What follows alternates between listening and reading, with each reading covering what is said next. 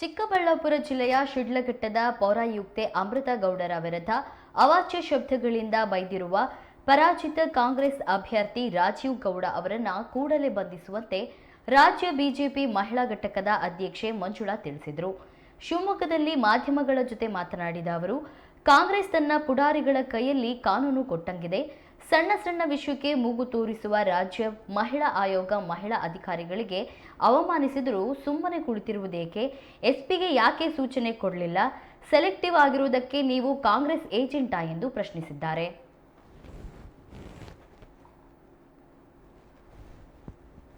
ಶಿಡ್ಲಘಟ್ಟದ ಪೌರಾಯುಕ್ತೆ ಅಮೃತ ಗೌಡ ಅವರಿಗೆ ಒಂದು ಅವ್ಯಾಚ್ಯ ಶಬ್ದಗಳಿಂದ ನಿಲ್ಲಿಸಿರುವಂಥ ಕಾಂಗ್ರೆಸ್ಸಿನ ಸೋತ ಅಭ್ಯರ್ಥಿ ರಾಜೀವ್ ಗೌಡ ಏನಿದ್ದಾರೆ, ಅವರ ಒಂದು ಅವ್ಯಾಚ್ಯ ಶಬ್ದಗಳು ನಮಗೆ ಮಾಧ್ಯಮದ ಮೂಲಕ ತಿಳಿದ ಕೂಡಲೇ ಶಿಡ್ಲಘಟ್ಟದ ಭಾಜಪ ಕಾರ್ಯಕರ್ತರು ದೂರನ್ನು ಕೂಡ ಫೈಲ್ ಮಾಡಿ ಇವತ್ತು FIR ಆಗಿದೆ.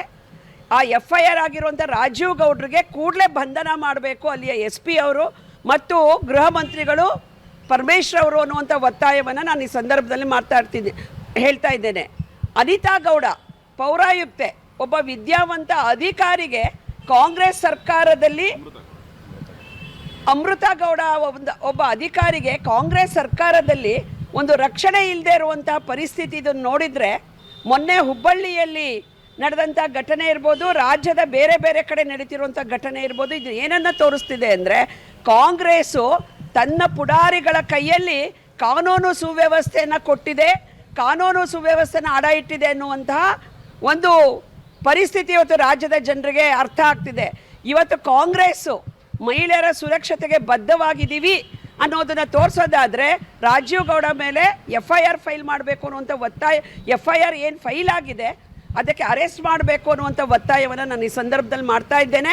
ಹಾಗೆ ರಾಜ್ಯ ಮಹಿಳಾ ಆಯೋಗ ಬೇರೆ ಬೇರೆ ಸಣ್ಣ ಸಣ್ಣ ವಿಷಯಗಳಿಗೆ ಮೂಗು ತೂರಿಸುತ್ತೆ, ಹೋಗುತ್ತೆ ಮಹಿಳೆಯರ ಪರವಾಗಿದ್ದೀನಿ ಅಂತ ಹೇಳುವ ರಾಜ್ಯ ಮಹಿಳಾ ಆಯೋಗದ ಶ್ರೀಮತಿ ನಾಗಲಕ್ಷ್ಮಿ ಚೌಧರಿ ಅವರಿಗೆ ಏನು ಅಮೃತ ಗೌಡ ಮೇಲೆ ನಡೆದಂಥ ಈ ಅವ್ಯಾಚ್ಯ ಶಬ್ದಗಳ ದಬ್ಬಾಳಿಕೆ ಕಿವಿ ಕೇಳಿಸ್ತಾ ಇಲ್ವಾ? ಕಣ್ಣು ಕಾಣಿಸ್ತಾ ಇಲ್ವಾ? ಯಾಕೆ ಸುಮ್ಮನೆ ಕೂತಿದ್ದೀರಾ? SP ಅವ್ರಿಗೆ ಯಾಕೆ ಲೆಟ್ರ್ ಹಾಕಿಲ್ಲ? ನೀವು ಯಾಕೆ ಅರೆಸ್ಟ್ ಮಾಡೋದಕ್ಕೆ ಸೂಚನೆ ಕೊಡ್ತಿಲ್ಲ? ನೀವು ಕಾಂಗ್ರೆಸ್ ಏಜೆಂಟಾ? ರಾಜ್ಯ ಮಹಿಳಾ ಆಯೋಗ ಕೂಡಲೇ ಬಂಧನಕ್ಕೆ ಒಳಪಡಿಸಲಿಲ್ಲ ರಾಜೀವ್ ಗೌಡಂಗೆ ಅಂತ ಆದರೆ ಇಡೀ ರಾಜ್ಯದಲ್ಲಿ ನಾವು ಹೋರಾಟ ಮಾಡಬೇಕಾಗತ್ತೆ ಅನ್ನುವಂಥ ಎಚ್ಚರಿಕೆಯನ್ನು ಕಾಂಗ್ರೆಸ್ ಸರ್ಕಾರಕ್ಕೆ ಈ ಮೂಲಕ ನಾನು ಕೊಡೋದಕ್ಕೆ ಬಯಸ್ತಾ ಇದ್ದೇನೆ. ಒಂದು ಅಮೃತ ಗೌಡ ಅನ್ನುವ ಪೌರಾಯುಕ್ತರು ಏನಿದ್ದಾರೆ, ಶಿಡ್ಲಘಟ್ಟದಲ್ಲಿ ರಸ್ತೆಯಲ್ಲಿ ಬ್ಯಾನರ್ಗಳನ್ನು ಕಟ್ಟಿದ್ರು ರಾಜೀವ್ ಗೌಡ ಅವರು. ಒಂದು ಬ್ಯಾನರು ರಸ್ತೆಗೆ ಅಡ್ಲಾಗಿ ಇತ್ತು, ಇದರಿಂದ ಆಕ್ಸಿಡೆಂಟ್ ಆಯಿತು ಅಂತ ಸಾರ್ವಜನಿಕರಿಂದ ಅವ್ರಿಗೆ ದೂರ ಹೋಗುತ್ತೆ. ಆಗ ಅಮೃತ ಗೌಡ ಅವರು ಅದನ್ನು ಬಿಚ್ಚಿಸಿ ತಮ್ಮ ಕಚೇರಿಯಲ್ಲಿ ಇಡಿಸಿರ್ತಾರೆ.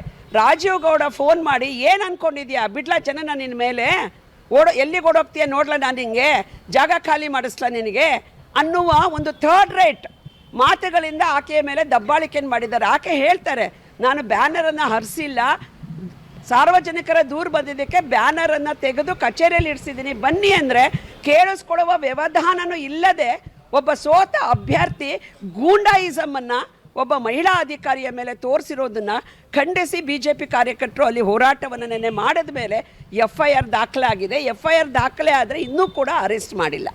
ಹಾಗಾಗಿ ಅರೆಸ್ಟ್ ಆಗಬೇಕು ಅನ್ನೋಂಥ ಒತ್ತಾಯವನ್ನು ನಾನು ಇಲ್ಲಿ ಮಾಡ್ತಾ ಇದ್ದೇನೆ.